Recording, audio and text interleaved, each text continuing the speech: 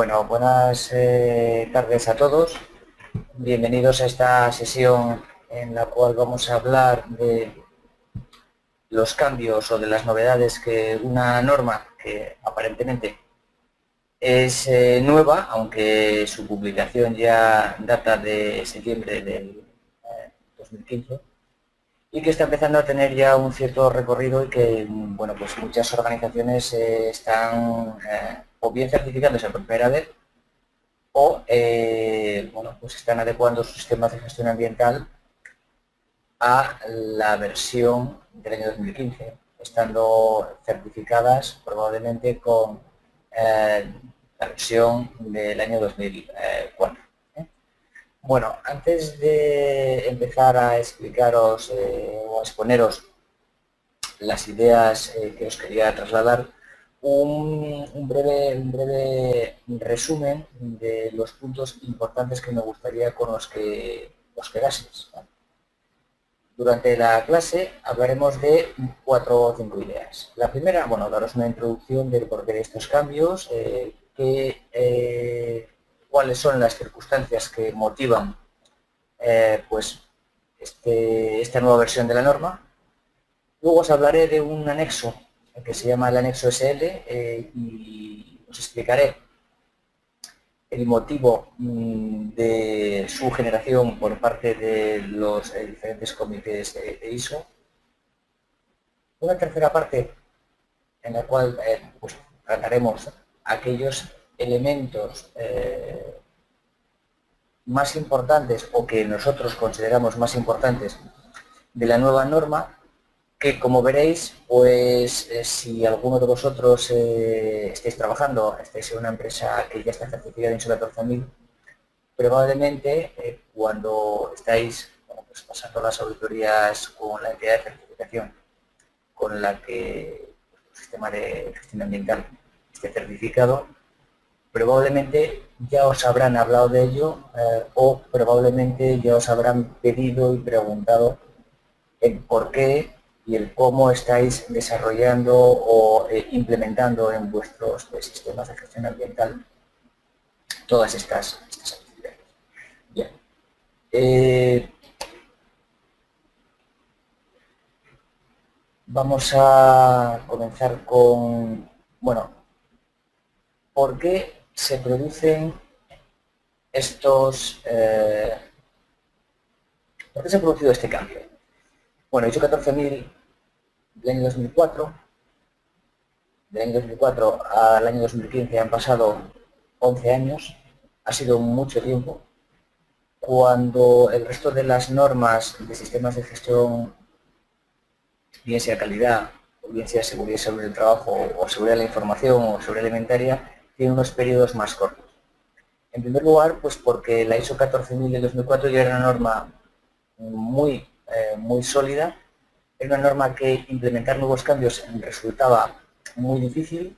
Ya la norma del año 96, que fue la primera versión, ya tenía una estructura basada en el ciclo PDCA, que probablemente habréis estudiado en las asignaturas de calidad, al igual que en la asignatura de medio ambiente, y que, bueno, las organizaciones eran muy reticentes a implementar nuevas cuestiones de las cuales yo posteriormente os hablaré. Y es cierto que en los primeros borradores, antes de publicar la versión definitiva de la norma, eran más exigentes o bueno, se pedía o se esperaba que las organizaciones tuviesen un grado de exigencia mayor, pero sin embargo en la última versión algunos de los apartados, como el que os comentaré a lo largo de la clase, ha quedado un poco en, bueno, a medio camino entre lo que los expertos, los técnicos y los que estamos trabajando con la norma deseábamos o esperábamos que se produjese. ¿Por qué? Porque cuando la norma se publica y se publica con unos conceptos hasta cierto punto un poco pues ambiguos, resulta muy difícil poder implementar o poder auditar esos elementos que no están claramente bien. El porqué de estos cambios ya os lo he comentado, cada cierto tiempo todas las normas de gestión tienen que ser revisadas y actualizadas en base a los cambios en la sociedad, en base a la experiencia que se tiene por parte de las organizaciones, implementando todas aquellas mejoras que se consideran que son necesarias y útiles para una futura versión. ¿Qué motivaron o qué cambios en base a las experiencias que ISO fue obteniendo y en base a las consultas que los usuarios de la norma fue haciendo? Bueno, pues muchas organizaciones ya están certificadas en otras normas. ¿Qué ocurre? Bueno, pues la ISO 9001 tenía una estructura, la ISO 14001 tenía otra estructura, otras normas como OSAS, que no siendo ISO, sí que probablemente sea el estándar de seguridad y salud más extendido, otra estructura.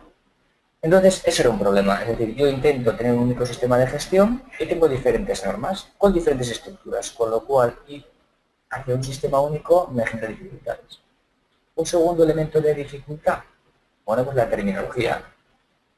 Había determinados términos que podrían tener una diferente interpretación o, más aún, una difícil comprensión para aquellas personas ajenas a los sistemas de gestión, bien sea un consultor, un auditor, un experto en sistemas de gestión de calidad o medio ambiente, sí que lo entiende, pero hablarle a un operario de una no conformidad, hablar a un operario de una acción correctiva podría resultar a veces un poco confuso.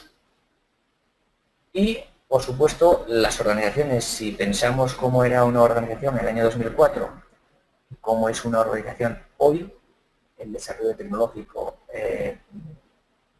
los equipos informáticos, el acceso a datos, la gestión documental que en muchas organizaciones se hace, en el año 2004 en muchos casos podría usarse aún todavía mucho papel, mucho registro manuscrito, y hoy en día prácticamente todas las organizaciones tienen un avance en lo que serían las tecnologías de la información muy avanzado. Y es cierto que las versiones de las normas, tanto en calidad como en medio ambiente, estaban muy poco enfocadas a las empresas de servicios, mucho más hacia las empresas de manufactura, de fabricación de equipos, de componentes, de productos. Esto era un poco, la situación o las ciertas dificultades que las organizaciones se han ido encontrando. Ten en cuenta toda esta información que os estoy dando es un resumen de un montón de encuestas que anualmente ISO hace a usuarios de la norma, empresas que están certificadas y que se les consulta qué opinan de la norma, qué dificultades ven, qué problemas ven, qué cosas buenas ven. Bien. Bueno,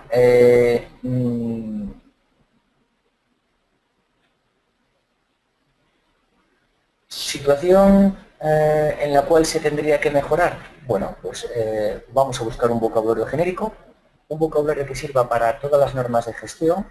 Normalmente vamos a estar hablando de ISO 9000, de ISO 14000, de ISO 27000, de OSAS 18001. Entonces vamos a tratar de que haya un único vocabulario que me facilite la interpretación y el entendimiento por parte de todos. Y que si yo tengo una norma implantada y certificada en el sistema de gestión y voy a implantar una nueva norma y la voy a certificar, pues que no tenga serias dificultades ni a nivel de implantación, ni a nivel de generación de documentos, ni a nivel de interpretación. Bueno, por otro lado, una visión conjunta de las normas del sistema de gestión. Como veremos más adelante en una transparencia, pues observaréis cómo la estructura va a ser única. Va a haber una serie de capítulos que van a ser comunes en todas las normas, va a haber una serie de textos que son comunes para todas las normas y, pues habrá evidentemente unos apartados dentro de esos capítulos específicos, bien sea de calidad, bien sea de medio ambiente o bien sea de prevención, que es donde va a variar o donde va a haber diferencia entre una norma y otra. Y como decía, y veis ahí en el cuadrado rojo, títulos idénticos a todas sus cláusulas. ¿Para qué? Para que si yo tengo una norma implantada y quiero pues, afrontar la implantación de otra norma de gestión, pues que a nivel documental, a nivel de cambios en mi sistema de gestión, pues sea pues, realmente muy fácil la fase de redacción e implementación. Bien. En el año 2012, a raíz de determinadas reuniones de los diferentes comités de ISO, se estructuró la necesidad de crear una única base que permitiese tanto a las normas existentes que se iban a revisar como a las futuras normas que se pudiesen crear un esqueleto común que permitiese dar cumplimiento a los apartados que os he comentado con anterioridad. El tema de estructura, el tema de vocabulario. Entonces, bueno, ese nexo SL, ¿cuál es el objetivo fundamental que tiene? Bueno, pues describir esa estructura general que todas las normas de sistemas de gestión deben considerar. Evidentemente habrá apartados que tengan una gran similitud y habrá apartados que tengan, bueno, pues menos similitud, pero todos deben estar enumerados con el mismo, la misma secuencia y se configura en 10 apartados que vamos a ver ahora y que os voy a comunicar, bueno, pues también, como decía, en lenguaje y definiciones han de ser comunes. Es más, os podría hablar de que hay en la ISO 9001 del 2015 como 23, 24 términos que son comunes para, pues, para todas las normas. ¿Qué se pretende con esto? Bueno, pues fundamentalmente facilitar el entendimiento, facilitar la integración y reducir los costes de implementación y mantenimiento del sistema. Al fin y al cabo, optimizar los recursos para poder tener más de un sistema certificado con unos esfuerzos, tanto documentales como de implantación, como de gestión, pues optimizados al máximo.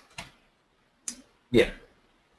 Bueno, ¿qué es ese anexo? Ese anexo forma parte de una serie de documentos que no son una norma en sí misma, pero que establece una estructura que se va a llamar estructura de alto nivel y que va a proporcionar un marco común para todas aquellas normas de gestión. ¿Vale? Cuando se estuvo desarrollando, lo que se pretendía fundamentalmente era mejorar pues eso, la consistencia y la alineación con los diferentes sistemas. De tal manera que, ya os digo, normas existentes que se tienen que revisar y adaptar, tendrá que considerar lo que este anexo establece y futuras normas que puedan surgir debido a la necesidad de sistematizar o armonizar determinados sectores, pues se acojan a esta nueva estructura, con lo cual bueno, pues facilita muchísimo el desarrollo y la implementación de las cosas. Asimismo, teniendo en cuenta que la estructura de las normas va a ser común, posibilitar la correlación de las diferentes subcláusulas de las diferentes normas. Esto que pueda parecer un poco extraño, si vemos en las siguientes transparencias, espero que lo entendamos. Bien, objetivos fundamentales que tiene el anexo. Bueno, pues desarrollar una estructura de alto nivel, que veremos a continuación, que sea común para todas las normas ISO, como os decía, para sistemas de gestión nuevos y para las futuras revisiones de la norma existentes. Os comenté antes que cada cierto tiempo las normas tienen que ser revisadas y actualizadas buscando que sean una herramienta de gestión útil válida y actualizada para las empresas y para las organizaciones. ISO 9000 actualmente conviven dos normas, la ISO 9000 del 2008, que es la última versión, y la ISO 9000 del 2015. ISO 14000 conviven la ISO 14000 del 2004 y la ISO 14000 del 2015. La OSAS 18001 de Seguridad y Salud, bueno, ahí estamos en un momento de expectante o de expectativas, dado que sabéis, algunos de vosotros seguro, que hay, bueno, pues se están realizando trabajos en un borrador de una ISO de Seguridad y Salud que se entiende que va a ser la ISO 45001 y que, bueno, esa futura ISO 45001, al igual que pasa con ISO 14000 o con ISO 9000 del año 2015, pues tendrá la misma estructura. Un texto idéntico y común. Yo no sé si vosotros tenéis acceso a las normas o podéis, bueno, pues leerlas, conseguirlas en vuestras empresas. Las disponéis de ellas, pero si comparaseis lo que hizo 9000 con lo que hizo 14000 de esta versión 2015, podríais comprobar cómo hay una gran igualdad en muchos de los párrafos. Solamente aquellos párrafos que son específicos de la parte ambiental, por ejemplo, hablemos de aspectos ambientales, identificación de los aspectos ambientales, eso en ISO 9000 no cabe, pero si hablamos de no conformidades, si hablamos de gestión de la información, si hablamos de acciones correctivas, si hablamos de mejora, si hablamos de revisión por prevención, esto va a ser prácticamente idéntico. Y, como os mencioné antes, los términos y las definiciones básicas van a ser comunes. Una no conformidad va a ser exactamente lo mismo en un ISO 9000 que en un ISO 14000. Una acción correctiva va a ser lo mismo. Términos que existían en las versiones anteriores como acción preventiva van a desaparecer. Auditoría interna va a ser la misma definición. Revisión por dirección, objetivos, programa de gestión van a ser los mismos términos que encontraréis en ISO 9000 y que os encontraréis en ISO 14000. Aquí tenéis. Esta es la estructura que todas las normas de gestión tendrán que utilizar.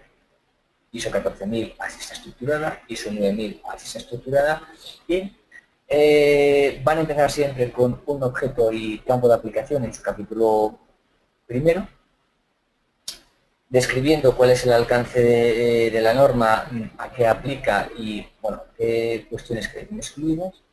Una serie de referencias normativas que tengan relación con esta norma.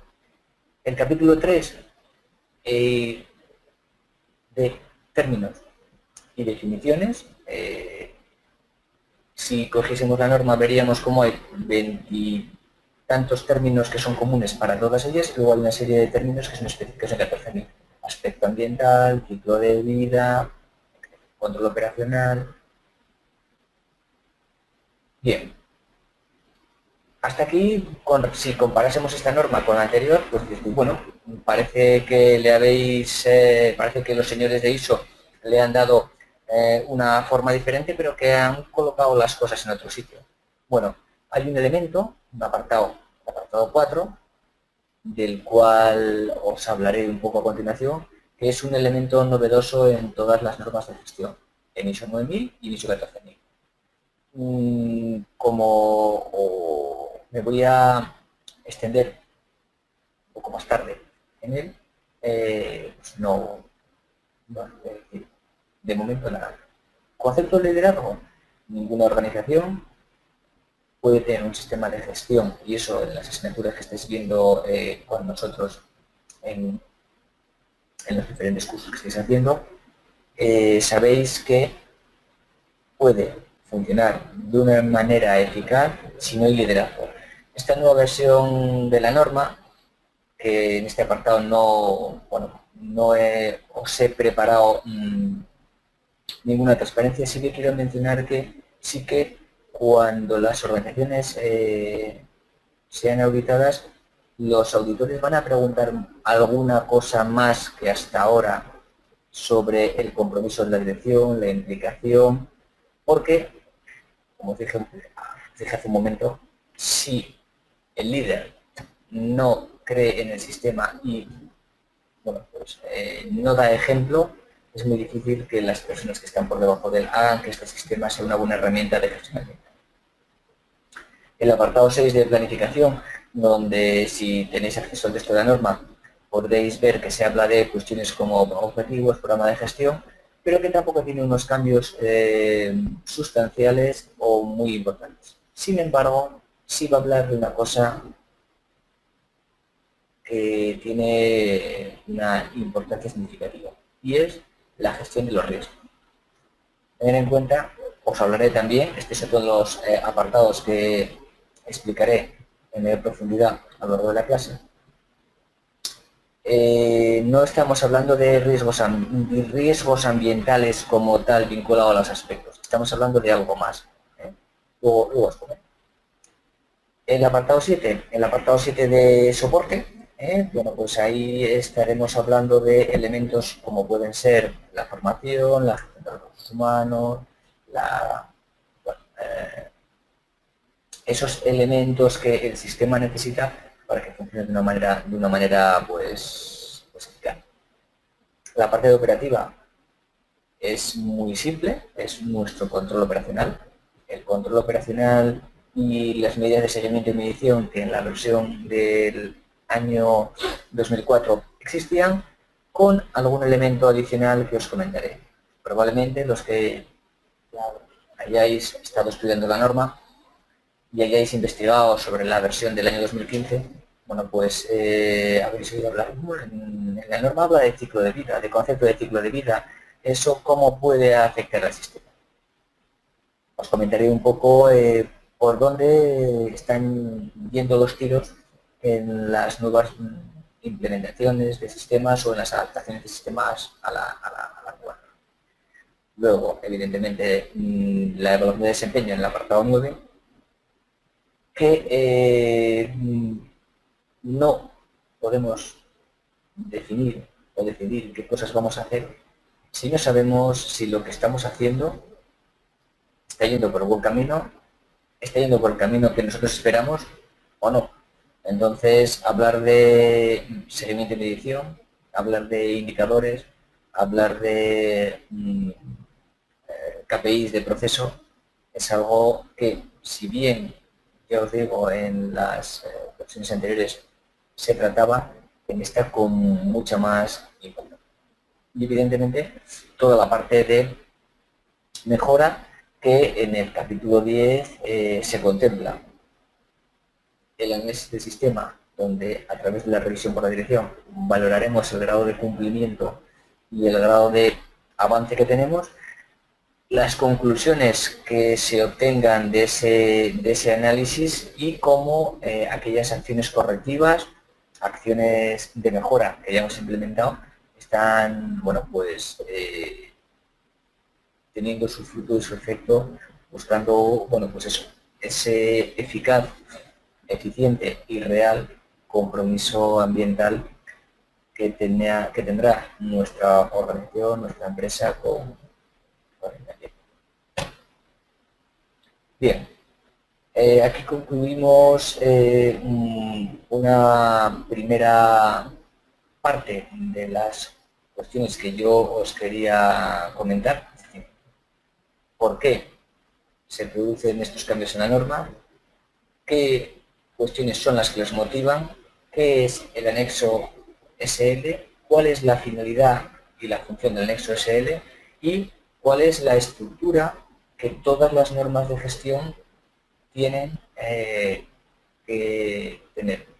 ¿De acuerdo? Bien, Ese anexo SL tiene 3 partes. Yo me gustaría, bueno, yo me voy a centrar fundamentalmente en la primera parte, que es la más interesante, ¿eh? Y ahí veis, bueno, pues lo que contiene. Bien. ¿Qué novedades tiene la norma que a mí me gustaría destacar y a mí me gustaría despertar vuestra inquietud y que cuando os pongáis a leer la norma las leáis con mucho interés?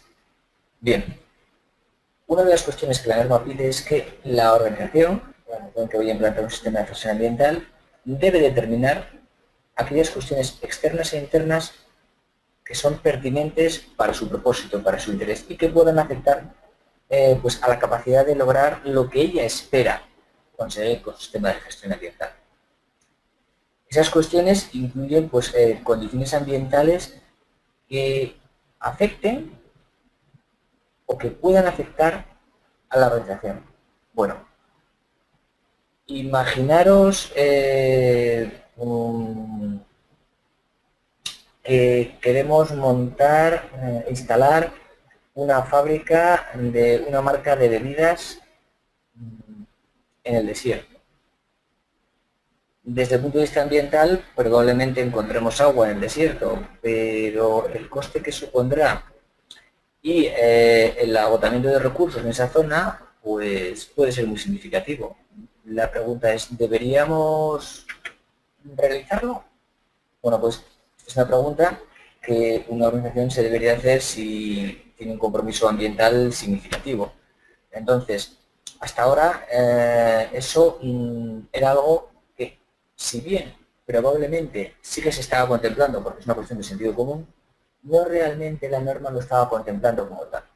Entonces, la norma nos dice que, señores, cuando ustedes vayan a afrontar un sistema de gestión ambiental, tengan en cuenta cuestiones como el entorno legal, el entorno tecnológico y competitivo que pueda afectar, el del mercado, el cultural, el social y el económico, sea el ámbito que sea un ámbito nacional, regional o local. Si yo voy a estar yo tengo una organización en la cual el consumo de agua, como os mencionaba antes, es muy significativo, y ahora sí tengo mi fábrica en ese entorno, tendré que tener mucho cuidado y ser muy sensible a la optimización del consumo de agua. Sin embargo, si mi instalación, el consumo de agua, está en un entorno en el cual no es tan crítico, aun cuando tendré que ser eficiente, probablemente me impacte de la misma manera en mi control sobre el sistema de gestión. Y indudablemente tengo que contemplar cuestiones internas vinculadas a valores, vinculadas a cultura, a los procesos en mi organización, a los conocimientos y al desempeño que mi organización pueda tener.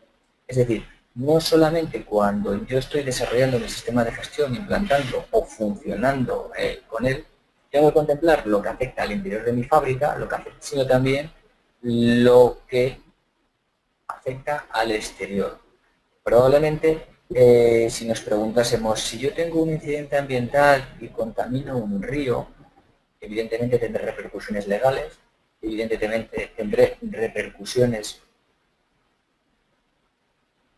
no solamente legales, sino también sociales, culturales, porque si os preguntáis qué organizaciones conocemos que somos conscientes que ambientalmente son muy sensibles. Yo no os voy a citar aquí un nombre, pero seguro que por la cabeza de muchos de vosotros estáis pensando en la empresa A, sabemos que está muy comprometida ambientalmente. La empresa B está muy poco comprometida en medio ambiente. Y si los mercados consideran la variable ambiental, habrá clientes que dejen de comprar determinados productos a fabricantes ambientalmente poco sostenibles o poco comprometidos con el medio ambiente y comprarán el mismo producto probablemente a un coste mayor por su compromiso ambiental con aquellas empresas que bueno, pues, tienen un compromiso, una preocupación y unas acciones en la sostenibilidad y en la mejora. Entonces, esto es algo que hasta ahora la norma no estaba contemplando de una manera tan explícita. Entonces, cuando yo voy a analizar dónde se encuentra mi organización, tengo que contemplar lo que tengo fuera y tengo que contemplar también lo que tengo dentro.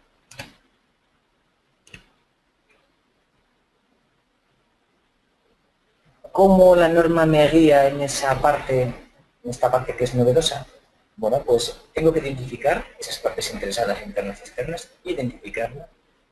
Tengo que identificar cuáles son los requisitos, qué es lo que esas partes que yo he identificado esperan de mí, qué necesidades y qué expectativas tienen, porque yo tengo que dar respuesta a eso. Y esto es algo que es un cambio en la versión actual de la norma. Y también me tengo que preguntar una cosa, ningún sistema de gestión que no cumpla con los requisitos legales, bueno, pues se podría llegar a certificar. Entonces, de esas necesidades y de esas expectativas, ¿cuáles de ellas se convierten en requisitos legales y en otros requisitos? Es decir, en requisitos de cliente, en requisitos de la comunidad. Entonces, previo o como parte inicial, yo tengo que identificar a quién le preocupa lo que yo voy a hacer. Yo tengo que, a esas partes que he identificado, qué es lo que le importa y cómo eso puede impactar en mi sistema de gestión. Este era uno de los elementos nuevos. Ahí entraríamos en identificación de partes interesadas, expectativas que tienen, asociados a ese contexto. Hay muchas herramientas que se pueden utilizar. Yo os podría decir que herramientas tipo Análisis Pextel es una herramienta bastante adecuada que me permite identificar todas esas cosas. Segundo cambio importante en la norma. Bueno, la norma habla de abordar riesgos y oportunidades. Aquí no estamos hablando solamente de riesgos ambientales, aquí estamos hablando de un concepto bastante más amplio. Debemos contemplar, evidentemente, los aspectos ambientales. Seguro que todos conocéis lo que es una evaluación, una identificación de aspectos y evaluación de los mismos, y evaluación de los impactos. Tengo que contemplar los requisitos legales y tengo que contemplar aquellas otras cuestiones y requisitos identificados en el análisis de contexto del que os he hablado con anterioridad.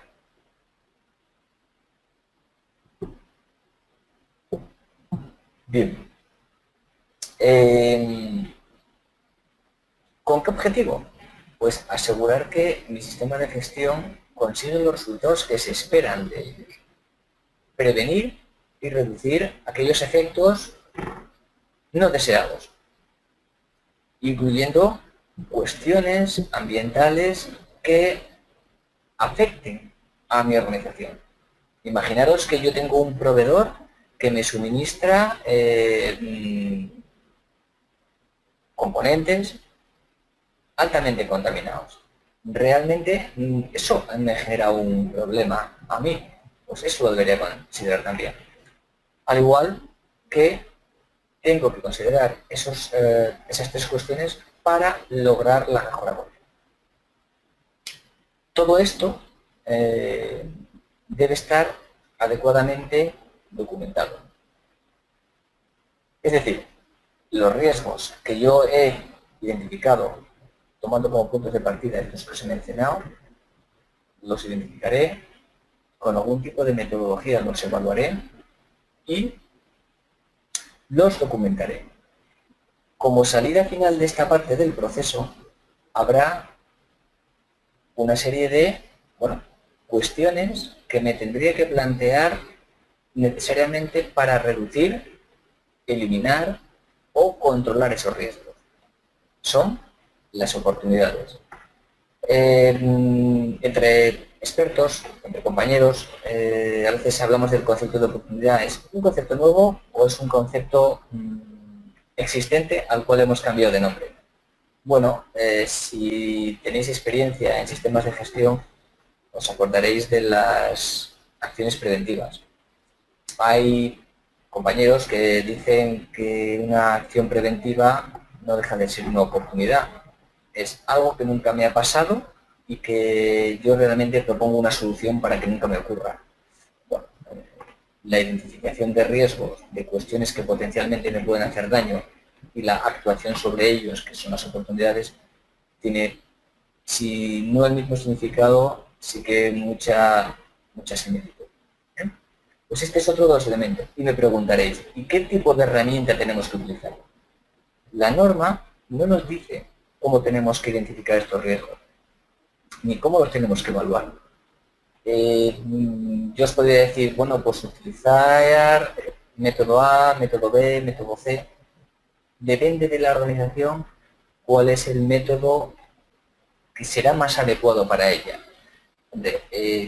Un ANCE, un DAFO, una matriz de probabilidad de consecuencia, suelen ser herramientas bastante utilizadas para este tipo de cuestiones. Bien. Con la identificación de mis aspectos ambientales, conseguimos lograr qué impacto de la organización hay hacia el medio ambiente, lo cual me va a determinar qué riesgos y qué oportunidades yo puedo desarrollar, cómo puedo identificar mis riesgos y qué oportunidades voy a detectar intentando buscar esa mejora ambiental. Ahí os he puesto un ejemplo que es el siguiente. Si yo soy capaz a que mi organización determine cómo las condiciones ambientales, como puede ser, por ejemplo, el cambio climático, puede verse afectado al logro de los objetivos que me estoy planteando. Bien, este era el segundo apartado importante en la norma, pues hay que considerar.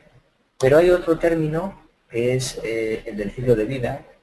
En algunos sectores está más avanzado, si hablásemos de huella de carbono, si hablásemos de huella hídrica, pero que en los borradores primeros de la norma se exigía, o tal y como leíamos los párrafos, esperábamos que en la publicación definitiva de la norma se hiciese un mayor grado de exigencia a las organizaciones, pero al final, bueno, pues ha quedado en un contemplarlo. La organización debe contemplar la perspectiva del ciclo de vida, pero no pide explícitamente que en sus productos haya un análisis del ciclo de vida. Un análisis del ciclo de vida realmente ¿qué es lo que hace? Estudiar aquellos aspectos e impactos ambientales potenciales a lo largo de toda la vida del producto, desde que se diseña hasta que se considera un residuo y se destruye. Vulgarmente se dice desde la cuna hasta la tumba. Desde la adquisición de la materia prima, pasando por la producción, el uso, el reciclaje y su gestión final.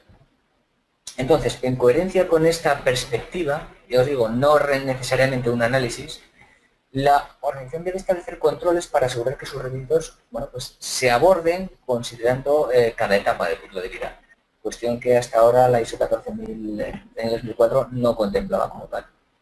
Debe determinar hay un grado mayor de compromiso y de exigencia en lo que serían los requisitos ambientales vinculados a la compra y aquellos procesos contratados externamente que, como muy bien sabréis, muchas organizaciones cada vez externalizan más actividades, más operaciones.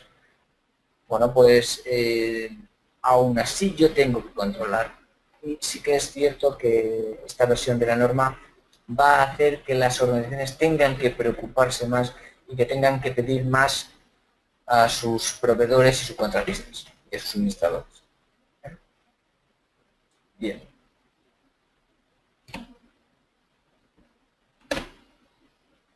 La metodología de ciclo de vida, que yo os digo, no necesariamente la norma está hablando de un análisis de ciclo de vida como estoy poniendo en la transparencia, pero que me parecía interesante plasmarla, está basada en una familia de normas, que es la ISO 14040, en la cual, bueno, pues en la versión del año 2006 se habla de análisis del ciclo de vida, principios y marcos de referencia, y la versión 14.044 del mismo año, requisitos y directrices. Si tenéis interés, son dos buenos documentos de consulta, son dos buenos documentos para si dentro de vuestro sistema de gestión os planteáis realizar este tipo de análisis y que os pueden ayudar.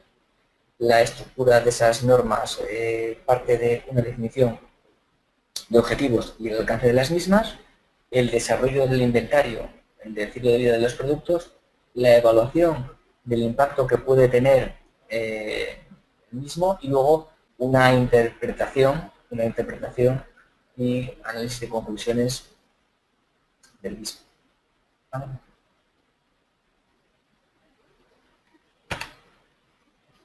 Y otro de los elementos, el cuarto, que yo me gustaría destacar, ya os digo, hay más cuestiones en la norma que han sido modificadas, pero cuando estuve preparando esta clase, me parecía muy importante, sobre todo, despertaros la inquietud en estos elementos para que los leáis y sobre todo que los comparéis con lo que la versión del 2004 tiene y lo que la versión del 2015 va a tener, que se le van a exigir a las organizaciones, ¿no? Hasta ahora, una organización podía decidir si el resultado de sus aspectos ambientales significativos los quería comunicar o no. Ahora ya esto no es tan fácil. Ya una organización ya no va a poder decidir, no comunico nada. Yo tengo una ISO 14000, tengo un sistema de gestión ISO 14000 certificado y no comunico nada. Ahora ya no va a ser tan fácil. Primero, ¿por qué? Porque la norma en su apartado 7.4, en el capítulo 7 de apoyo, va a requerir que, primero, se incluya qué, cuándo y a quién, y además el qué se debe comunicar. Bien, segundo, ¿quién es el que tiene que comunicar? Y a la hora de establecer qué tipo de comunicaciones hacer, pues tener muy en cuenta los requisitos legales que son aplicables y otros requisitos, por ejemplo, al cliente, además de asegurarse que esa información ambiental que va a comunicar a la sociedad, a esas partes interesadas, puede ser a sus clientes, puede ser a sus proveedores, puede ser a la administración, sea fiable.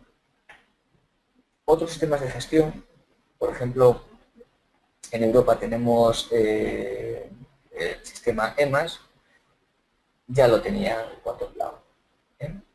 Y no solamente eso, sino que si alguna de esas partes interesadas le pregunta a la organización, tendrá que responder.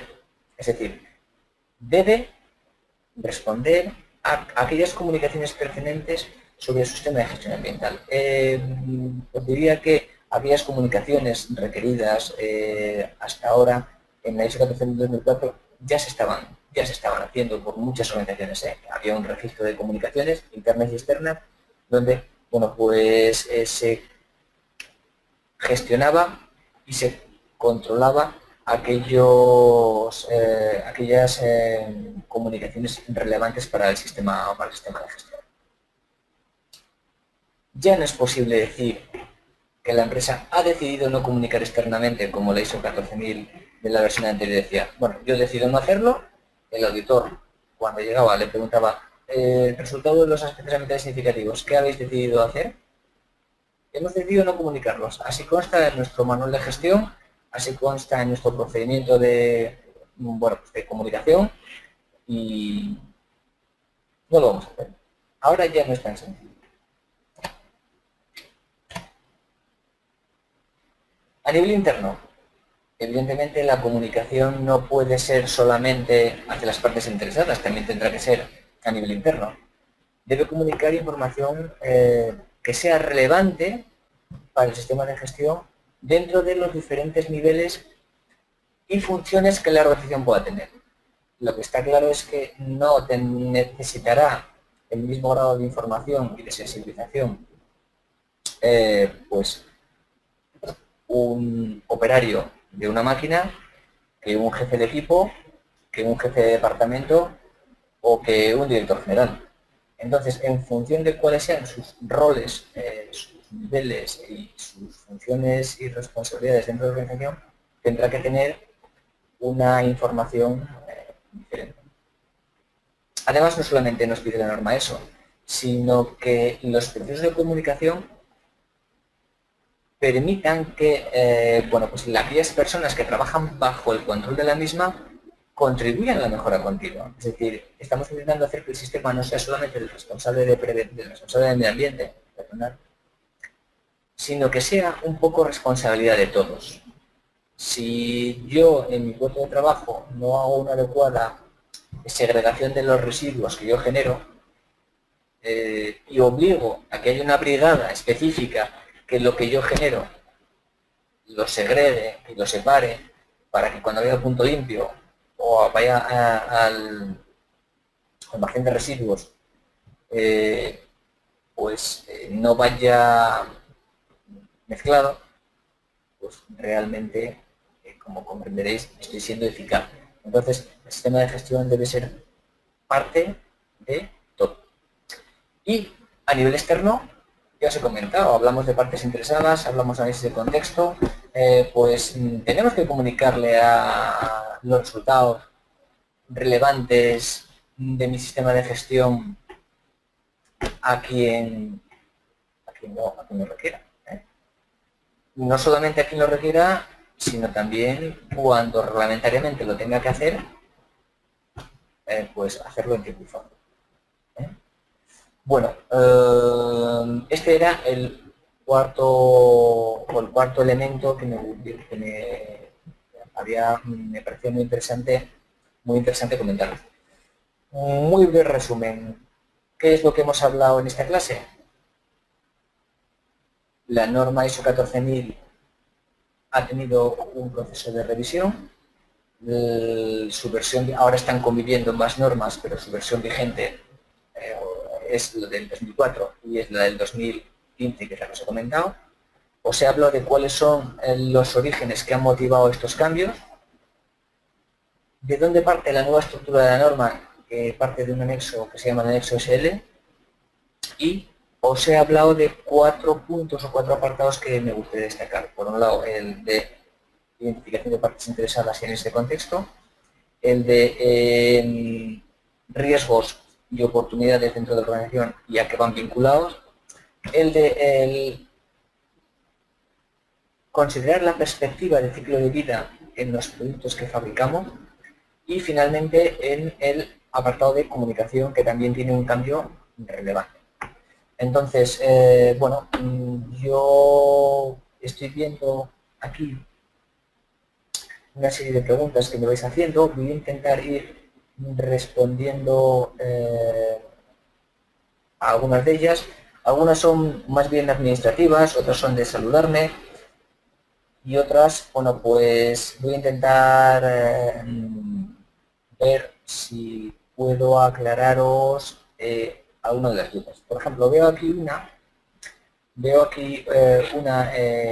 que me dice: buenos días, según lo que llego a entender,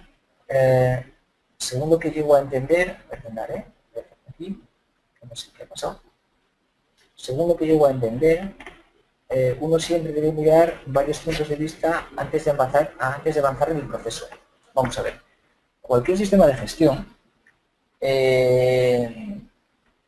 debe verse desde una perspectiva global. Es decir, si yo voy a modificar una máquina o a sustituir una línea de producción, debo considerar todas las variables y más aún teniendo en cuenta el ciclo de vida del producto. Entonces, sí, la respuesta es sí que tengo que considerar diferentes puntos de vista. Vamos a ver, no veo ninguna pregunta así más relevante.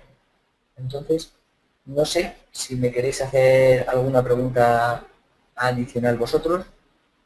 Bueno, nos quedan 10 minutos de clase, entonces yo os animo a que preguntéis y me digáis.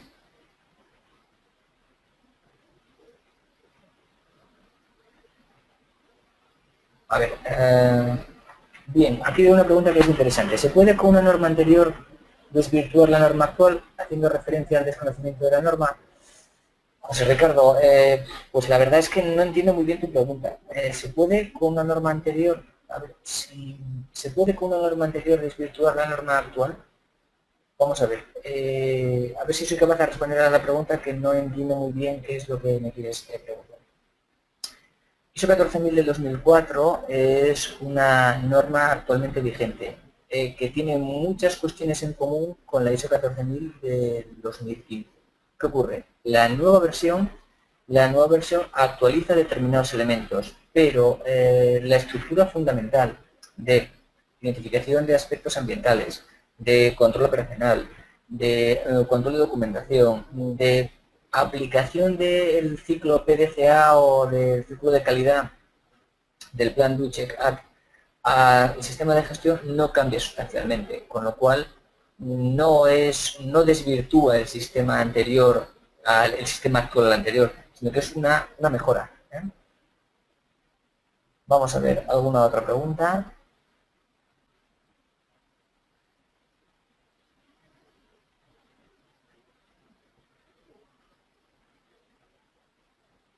¿Cuál sería la recomendación general para una empresa que quiera iniciar su proceso de certificación? Esta es una muy buena pregunta, Elsie. Mira, lo primero que tiene que ocurrir es que la organización lo quiera hacer. Que haya un apoyo por parte de la dirección en la implementación del sistema. Entonces, si hay liderazgo, si la dirección está realmente comprometida con llevar a cabo una implantación de un sistema según ISO 14000, yo te diría que eso es la cuestión más importante. Lamentablemente, muchas organizaciones implantan sistemas de calidad pues de una manera impuesta. ¿Qué quiero decir con esto?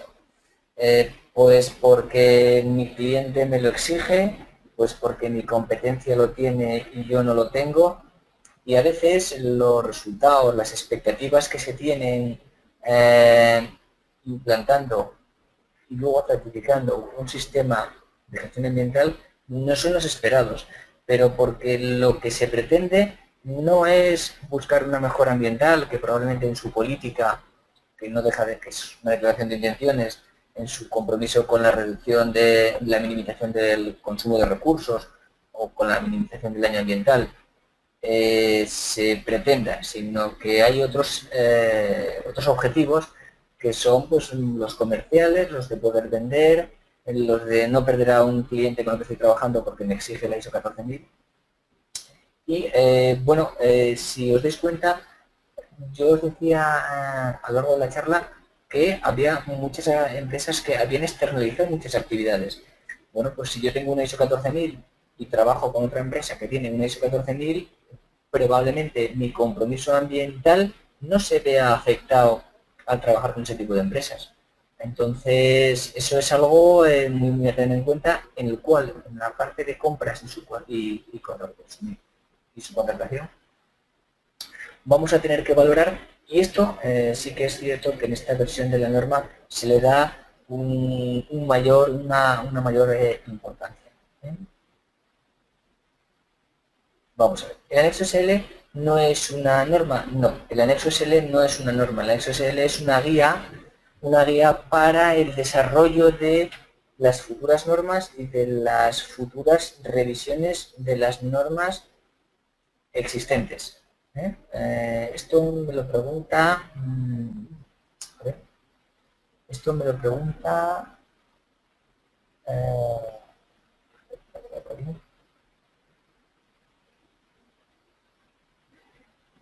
pues no veo ahora quién me lo preguntó. Otra pregunta interesante que me habéis hecho. ¿A partir de cuándo empieza a regir la nueva actualización de ISO?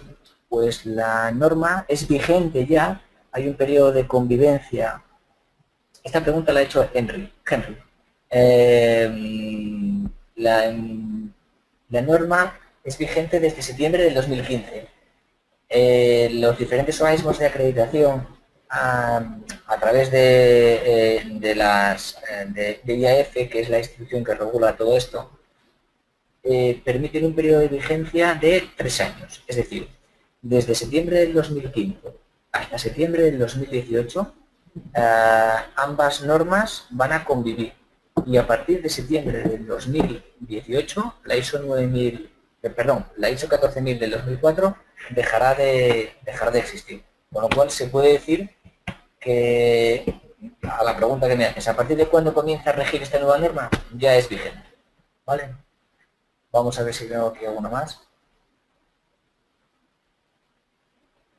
¿Cuál sería la mejor práctica para identificar las opciones internas y externas que afectan a la organización? Yo creo que esta ya os la he respondido. Yo, dentro de las herramientas que Lady, que es la chica que me ha hecho la pregunta,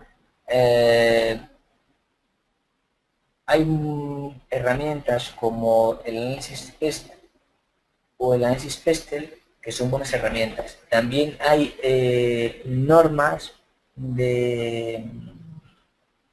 ambientales que te podrían ayudar, pero de una manera muy general y aplicable a cualquier organización, son buenas herramientas, complementándolo posteriormente, claro, con un análisis DAFO o un análisis ANTE. Y con eso, tanto la identificación de partes interesadas como análisis de contexto, como identificación y valoración de riesgos, lo tendréis pues, bien.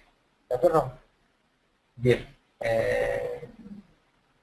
De momento, yo más preguntas por aquí no veo. Agradeceros la asistencia a la clase. Somos más de 100. Espero que os haya no tanto contado muchas cosas, sino daros unas ideas básicas, pero que os hayan quedado claras, y despertaros, bueno, pues el interés porque profundicéis en la norma en algunos elementos como estos 4 que os he comentado que son novedosos. Y bueno, no sé si hay alguna pregunta más. A ver. No, de momento no tengo, no estoy viendo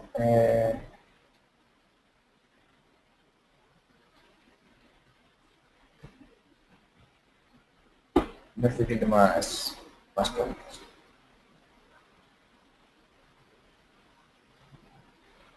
Bien, pues ya os digo, espero que haya sido de vuestro interés la clase y ya, animaros a que sigáis estudiando mucho. No sé si